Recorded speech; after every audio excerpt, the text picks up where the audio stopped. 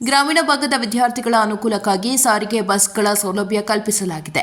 ಶಾಸಕ ಟಿ. ರಘುಮೂರ್ತಿ ಗ್ರಾಮೀಣ ಭಾಗದ ವಿದ್ಯಾರ್ಥಿಗಳ ಹಿತದೃಷ್ಟಿಯಿಂದ ಸಾರಿಗೆ ಬಸ್ಗಳಿಗೆ ಚಾಲನೆ ನೀಡಿದ್ದು, ಸಾರಿಗೆ ಇಲಾಖೆ ಅಧಿಕಾರಿಗಳು ಯಾವುದೇ ಬಸ್ಗಳನ್ನು ಸ್ಥಗಿತಗೊಳಿಸದೆ ಎಲ್ಲಾ ಗ್ರಾಮಗಳಿಗೂ ಸಂಚಾರ ನಡೆಸುವಂತೆ ನೋಡಿಕೊಳ್ಳಬೇಕು ಎಂದು ಅಧಿಕಾರಿಗಳಿಗೆ ತಿಳಿಸಿದರು.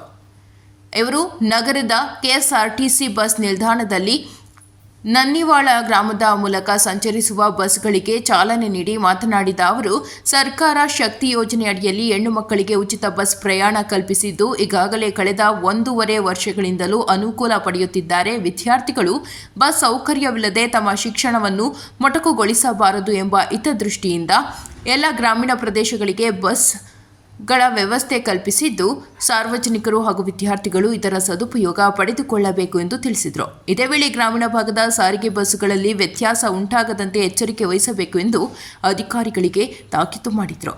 ಈ ಸಂದರ್ಭದಲ್ಲಿ ಕೆಎಸ್ಆರ್ಟಿಸಿ ಮ್ಯಾನೇಜರ್ ಪ್ರಭು, ನಗರಸಭೆ ಅಧ್ಯಕ್ಷರಾದ ಶ್ರೀಮತಿ ಚೈತುನ್ ಬಿ, ಉಪಾಧ್ಯಕ್ಷರಾದ ಶ್ರೀಮತಿ ಸುಮಾ ಬರಮಯ್ಯ, ಸ್ಥಾಯಿ ಸಮಿತಿ ಅಧ್ಯಕ್ಷರಾದ ಮಲ್ಲಿಕಾರ್ಜುನ್, ತಾಲೂಕು ಗ್ಯಾರಂಟಿ ಸಮಿತಿ ಅಧ್ಯಕ್ಷರಾದ ಗದ್ದಿಗೆ ತಿಪ್ಪೇಸ್ವಾಮಿ, ರೈತ ಸಂಘದ ಭೂತಯ್ಯ, ಬ್ಲಾಕ್ ಕಾಂಗ್ರೆಸ್ ಅಧ್ಯಕ್ಷರಾದ ವೀರಭದ್ರಯ್ಯ, ಶಶಿಧರ್, ನಗರಸಭೆ ನಾಮನಿರ್ದೇಶನ ಸದಸ್ಯರಾದ ಬಂಡಂಗಿ ಪಾಪಣ್ಣ, ವೀರಭದ್ರ, ಅಪ್ಪಣ್ಣ, ದೊರೆಬಯ್ಯಣ್ಣ, ರುದ್ರಮುನಿ, ಮುಖಂಡರು, ಕಾರ್ಯಕರ್ತರು ಹಾಗೂ ಸಾರ್ವಜನಿಕರು ಉಪಸ್ಥಿತರಿದ್ದರು.